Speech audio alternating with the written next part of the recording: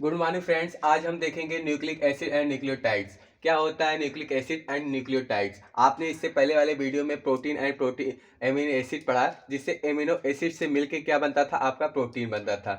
उसमें आपने बॉडी में सिंथेसिस 10 मॉलिक्यूल्स आपके ऑलरेडी प्रेजेंट होता है न्यूक्लिक एसिड, एंड 10 आपको ऑब्जर्व करना होता है फूड मटेरियल से। जैसे कि आप कुछ खाना खाते हो, उससे 10 मॉलिक्यूल्स एमिनो एसिड का मिल जाता है, एंड 20 एमिनो एसिड मिलके एक प्रोटीन बनाता है। ऐसे ही न्यूक्लिक एसिड एंड न्यूक्लियोटाइड्स है। न्यूक्लियोटाइड्स मिलके आपका न्यूक्लिक एसिड बनाता है। तो उससे पहले हम पढ़ते हैं हिस्ट्री न्यूक्लिक एसिड का, एंड फिर उसके बाद nucleic acid types and function पढ़ेंगे, components of nucleic acid, nucleotides and structure उसके पढ़ेंगे। फिर biologically important and purine and pyrimidine से न्यूक्लियोटाइड जो होता है आपका, वो कैसे बनता है। देखते हैं न्यूक्लिक एसिड। न्यूक्लिक एसिड को आप 2 पार्ट में क्लासिफाई कर सकते हो, डीएनए एंड आरएनए। डीएनए का स्ट्रक्चर ये होता है, and double helix, and RNA का सिंगल हेलिक्स होता है। तो हम बात करेंगे सबसे पहले कि हिस्ट्री में, तो सब पहले साइंटिस्ट आपके, मैं यहाँ लिखता हूँ, फर्स्टली जिन्होंने सीन किया था फर्स्ट बार, उनका नाम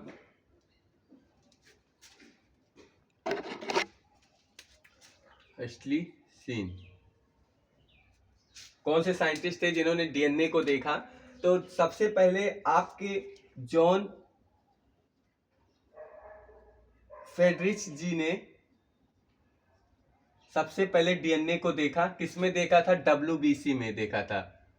जो श्वेत रक्त कणिकाएं होती हैं, वाइट ब्लड सेल्स होते हैं, उसमें उन्होंने डीएनए को देखा, एंड बस उन्होंने देख के छोड़ दिया था। सेकेंड बार जो साइंटिस्ट आते हैं आपके, उन्होंने डीएनए को आपके, जैसे कि आपको पता है कि आपके बॉडी सेल से बनी हुई है, अरबों सेल से बनी है, अनकाउंटेड सेल है। इसमें एक सेल उन्होंने उठाया, उसमें देखा कि उसमें न्यूक्लियस प्रेजेंट है, जिसमें उन्होंने डीएनए को उठाया एंड इस तरह कुछ क्लासिफाई किया। उनका नाम क्या था? आइए जानते हैं। James Watson. एंड इन्हीं के साथ एक और साइंटिस्ट वर्क कर रहे थे, जो क्रिक साहब थे। क्रिक साइंटिस्ट, इन्होंने डबल हेलिक्स का स्ट्रक्चर दिया, डबल हेलिक्स स्ट्रक्चर दिया इन्होंने, जो कि डीएनए को इन्होंने पहली बार इस तरह कुछ क्लासिफाई किया, जिसे क्रोमोसोम कहते हैं। ये आपका क्रोमोसोम है, एंड ये स्ट्रक्चर जिसमें इन्होंने खोल के देखा, तो इसके डीएनए बोलते हैं, डीएनए। एंड अगर इसकी बात करें, इसकी जीन बोलते हैं इसे। इस प्रकार कुछ इन्होंने ओपन किया। उन्होंने सबसे पहले किसी चैन को, उन्होंने किसी स्प्रिंग को इस प्रकार खींचा, तो उन्होंने देखा अभी गोले गोले हैं, एंड फिर उन्होंने और खींचा, तब देखा उन्होंने कुछ इस प्रकार के स्ट्रक्चर बन रहे थे। तो सबसे पहले आपके जॉन फेड्रिस थे। अगर आपके किसी एमसीक्यू में क्वेश्चन अगर आपका आया, तो फर्स्टली सीन जिन्होंने जॉन फेड्रिस ने किया था, किसमें किया था? डब्ल्यूबीसी में। एंड अगर सेकेंड बात आए डबल हेलिक्स की, तो इसमें जेम्स वाटसन आप एंड क्रिक ऑप्शन पे टिक करोगे, जो कि हिस्ट्री में आप लिख सकते हो। फिर उसके बाद हम बात करेंगे नेक्स्ट में, जो कि इसका स्ट्रक्चर क्या होता है। अगर इसके एंड इसके जीन के इतने साइज को अगर हम पैरामीटर्स से अगर आपका मेजरमेंट करने को आया, तो इसका जो लेंथ होता है वो 34 एंगस्ट्रॉन होता है। ये क्वेश्चन आपके पैरामेडिकल एंड जीपेट एंड आने वाले क्वेश्चन में ये पुट हो सकते हैं न्यूक्लिक एसिड में, तो ये भी आप नोट कर लीजिएगा। फिर उसके बाद हम बात करेंगे आरएनए का स्ट्रक्चर क्या होता है। ये सिंगल हेलिकल होता है, एंड ये डबल हेलिक्स से मिलके बना होता है DNA, and RNA single helix होता है। फिर उसके बाद हम नेक्स्ट की बात करें अगर न्यूक्लिक एसिड में, तो क्या होता है हमारा डीएनए, इसको आइए हम जान लेते हैं। तो DNA the bank of genetic information होता है। The bank of genetic information होता है, जो आपके आइडेंटिफाई करता है आपकी ह्यूमन हैबिलिटी, एंड आपके पहले जो भी प्रजातियां थी ह्यूमनिटी की, वो आपको आइडेंटिफाई करता है। कभी आपने देखा इसके अगर न्यूक्लिक एसिड या डीएनए के अनबैलेंस होने से किसी छोटे से बच्चे में, अमेरिका में एक परिकल्पना हुई थी, एक रिसर्च हुआ था जिसमें उन्होंने देखा कि 5 साल या 2 साल के बच्चे को ब्लड कैंसर हो गया, तो उनके डीएनए में कहीं अनबैलेंस होने की वजह से ही ये डीएनए होता है। आपने कभी किसी बर्न बच्चे को देखा होगा जिसके 6 फिंगर होते हैं, तो ये डिसाइड करता है कि ह्यूमन का स्ट्रक्चर कैसे होगा, एक हाथ में कितनी उंगलियां होंगी, 5 होंगी, एक मुंह में कितने, माउथ में 2 आंखें होंगी, 2 कान होंगे, ये चीज 32 दांतें होंगी। ये डिपेंड करता है डीएनए पे, न्यूक्लिक एसिड पे। यही बताता है कि आपका स्ट्रक्चर कैसे होगा, एंड हर एक चीज ये डिपेंड करता है आपके डीएनए पे। तो आइए देखते हैं इसके स्ट्रक्चर एंड इसके एक्टिविटी एंड कंपोनेंट्स। अगर डीएनए के पूरी बात करें तो डीएनए को डीऑक्सीराइबोज न्यूक्लिक एसिड कहा जाता है। Deoxyribose nucleic acid. And ribose की बात करें आरएनए की, तो आरएनए आपका क्या होता है, राइबोज न्यूक्लिक एसिड होता है, राइबोज न्यूक्लिक एसिड। हिस्ट्री में आपने देख लिया। फिर उसके बाद अगर फंक्शन की बात करें तो डीएनए में भी regard as reserved bank of genetic information, जो क्या करता है, कंट्रोल सेलुलर फंक्शन, सेल को कंट्रोल करता है, एंड आइडेंटिफाई डिफरेंट स्पीसीज, आपके जाति, आपके ह्यूमन जाति की परीक्षण करती है DNA, and the DNA organise gene organise होता है, and fundamental of genetic information, and genetic information का फंडामेंटल एक यूनिट होता है। फिर इसके बाद इसके कंपोनेंट की बात करें अगर, तो कंपोनेंट में पॉलीमर ऑफ न्यूक्लियोटाइड, न्यूक्लियोटाइड का पॉलीमर मीन्स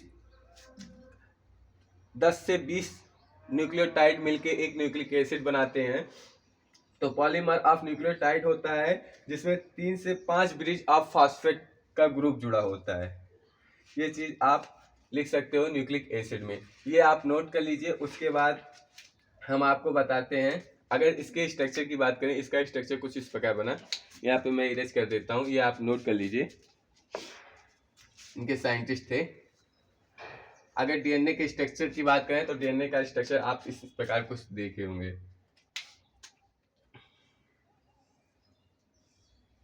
इस प्रकार।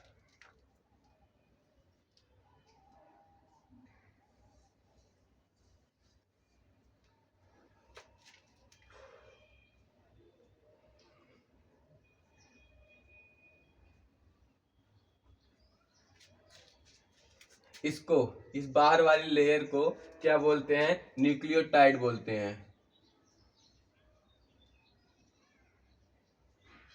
न्यूक्लियोटाइड। एंड अगर किसी बात करें केंद्र की, इस जो केंद्र पे आके मिल रहा है, इसको बोलते हैं क्रोमेटिन, क्रोमेटिन। ये आप नोट कर सकते हैं। ये होता है आपका एडनिन, यहाँ पे आप लिख सकते हैं ग्वानिन, एंड यहाँ पे आप ए जी एंड टी, ये सी, एंड फिर ग्वानिन किससे जुड़ा होता है, एक मिनट,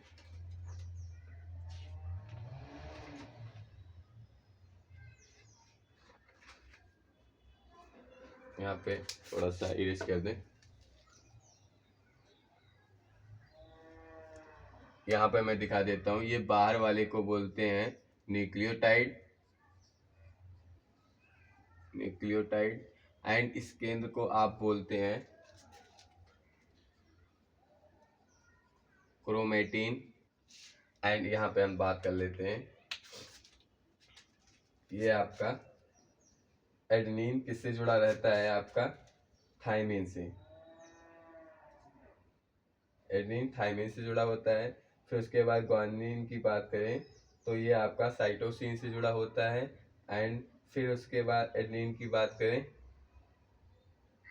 तो ये थायमिन से जुड़ा होता है। कुछ इस प्रकार स्ट्रक्चर अभी हम आगे आपको डिफाइन करते हैं। तो इतना आप नोट कर लीजिए, क्योंकि इतने में ही हमको कंप्लीट करना होता है।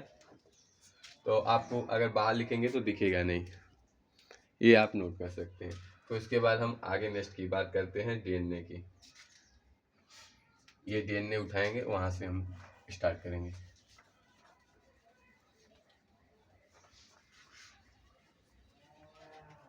हम पढ़ रहे हैं बायोकेमिस्ट्री। बायोकेमिस्ट्री में आपको हर एक चीज़ का स्ट्रक्चर जानना है। बायो जो आपका लिविंग ऑर्गेनिज्म होता है, आपने पढ़ा होगा बायोलॉजी, उसमें जितने भी चीज़ें पढ़े होंगे उसमें स्ट्रक्चर इंक्लूड होता है बायोकेमिस्ट्री में, उनका सब का आप स्ट्रक्चर पढ़ोगे। तो बात करेंगे डीएनए।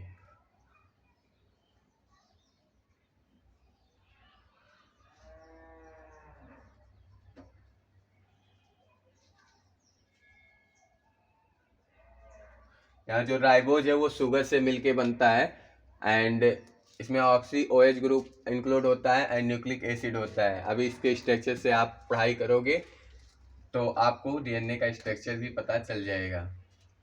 तो देखते हैं न्यूक्लिक डीएनए ये किससे क्लासिफाई होता है। यहाँ पे 2 पार्ट्स में हम इसको क्लासिफाई करते हैं। एक होता है न्यूक्लियोसाइड, न्यूक्लियोसाइड एंड एक होता है आपका फॉस्फेट। अगर एग्जाम में आपके आ गया न्यूक्लियर डीएनए आपका किस एलिमेंट से या कंपाउंड से मिलके बना है, तो आप फॉस्फेट पे टिक करोगे। तो इसके बाद ये आपका न्यूक्लियोसाइड 2 पार्ट्स में डिफाइन होता है, जो कि फर्स्ट होता है शुगर एंड सेकेंड होता है आपका nitrogen base. Nitrogen base and nitrogen base भी 2 प्रकार टाइप के होते हैं। पहला प्यूरिन्स एंड सेकेंड होता है प्रिमिडीन।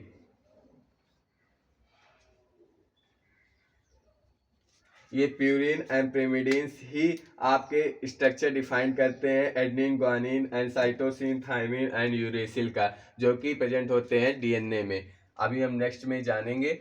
इस प्रकार आप स्ट्रक्चर पढ़ोगे एंड उसमें आप स्ट्रक्चर से डिफाइन करोगे डीएनए एंड आरएनए। तो देखते हैं प्यूरिन। प्यूरिन में आपका एडेनिन आपको नीचे दिख रहा होगा एंड ग्वानिन। उसके बाद अभी आप डीएनए पढ़ रहे हो एंड प्रिमिडीन में थायमिन एंड सेकेंड आपका आएगा साइटोसिन। जहाँ पे एडेनिन मिलेगा उसके साथ थायमिन ऐड रहेगा, जहाँ पे ग्वानिन मिलेगा वहाँ पे आपका साइटोसिन मिलेगा। अगर यही बात आरएनए की होती तो आरएनए में थायमिन के प्लेस पे आपका यूरेसिल आ जाता है। ये स्ट्रक्चर होता है कुछ इस प्रकार। एंड अगर बात करें एडेनिन, एडेनिन डबल स्ट्रक्चर से आपका जुड़ा होता है थायमिन से। एंड अगर ग्वानिन की बात करें तो ये ट्रिपल स्ट्रक्चर से ऐड होता है, या सॉरी साइटोसिन से। साइटोसिन से इस प्रकार स्ट्रक्चर कुछ जनरेट होंगे, तो ये आप नोट कर लीजिए। उसके बाद हम बात करेंगे स्ट्रक्चर से। आपको नीचे दिख रहा होगा। चलिए हम स्ट्रक्चर बात करते हैं क्या होता है। प्यूरिन के स्ट्रक्चर देख लेते हैं। प्यूरिन का स्ट्रक्चर ये आप नोट कर लीजिए, 1 मिनट। यहाँ मैं लिख लेता हूँ। आपका एडेनिन,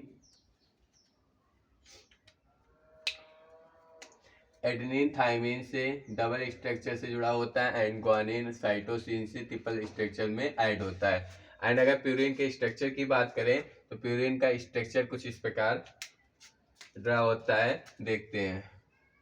ये आपका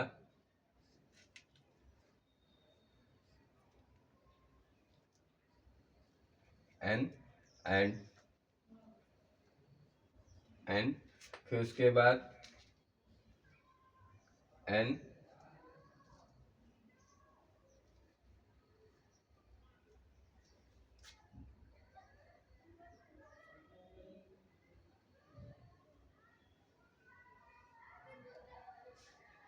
5 मेंबर का होता है चेन। फिर उसके बाद इसमें आपका 1,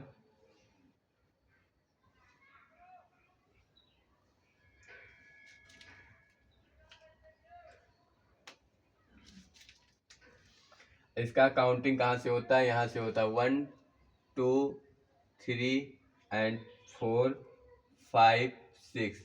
फिर उसके बाद यहाँ से 7 8 9। कुछ इस प्रकार इसका स्ट्रक्चर होता है।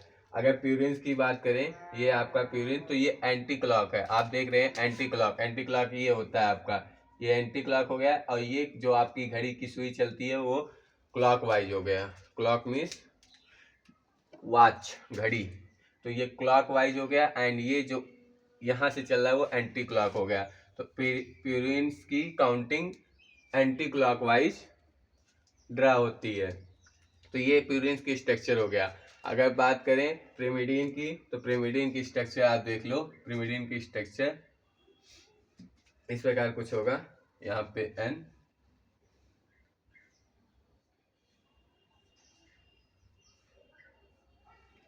ये आपका प्रिमिडीन का स्ट्रक्चर हो गया। इसकी काउंटिंग आप क्लॉक वाइज करोगे, जैसे कि 1 2 3 4 5 एंड 6। और इसमें आप प्यूरिन्स में एंटी क्लॉक इसकी स्ट्रक्चर काउंटिंग करोगे। तो अब बात करेंगे adenine and thymine and guanine and cytosine कैसे बनता है आपके प्यूरिन्स में। देखते हैं प्यूरिन्स में आपका एडनिन एंड ग्वानिन आपको प्यूरिन्स में मिलेगा। तो इसके स्ट्रक्चर आपको नीचे अगर ना दिख रहा हो तो मैं यहाँ ड्रा करता हूँ आपका। तो कुछ नहीं करना है, बस यही सेम स्ट्रक्चर आपको ड्रा करना है। एडेनिन फर्स्टली, ये आप एडेनिन की स्ट्रक्चर देख रहे हो, ये आपका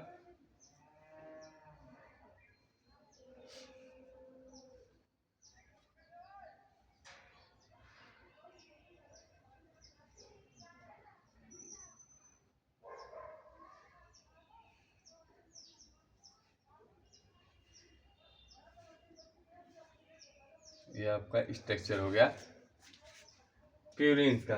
अब इसमें आप एक NH2 ऐड कर दोगे, जहाँ पे यहाँ पे आप एक NH2 ऐड कर दोगे, H को रिमूव करके NH2 आप रिमूव कर दोगे। किस पोजीशन पे, 6 पोजीशन पे। तो ये आपका एडेनिन हो गया, इसका नाम आपका एडेनिन हो गया। आपको दिख रहा होगा, फोन में देख लेते हैं, थोड़ा सा कंज्यूमिंग, ये अब आप देख सकते हैं, अब आप देख सकते हैं ये एडेनिन हो गया आपका।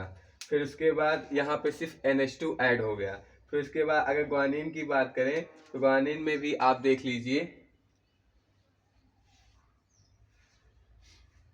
ग्वानिन की स्ट्रक्चर में सेम टू सेम प्रोसेस यही रहेगा आपका।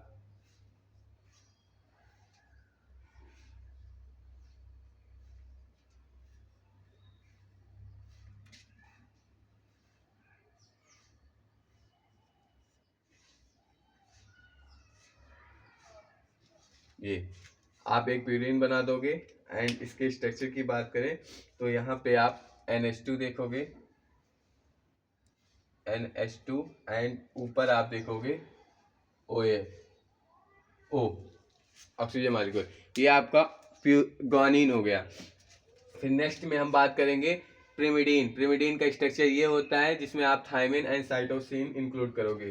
तो थायमिन की बात करें तो यहाँ पे O ऐड होगा 4 पोजीशन पे। एंड अगर फिर साइटोसिन की बात करें तो यहाँ पर NH2, यहाँ पे O।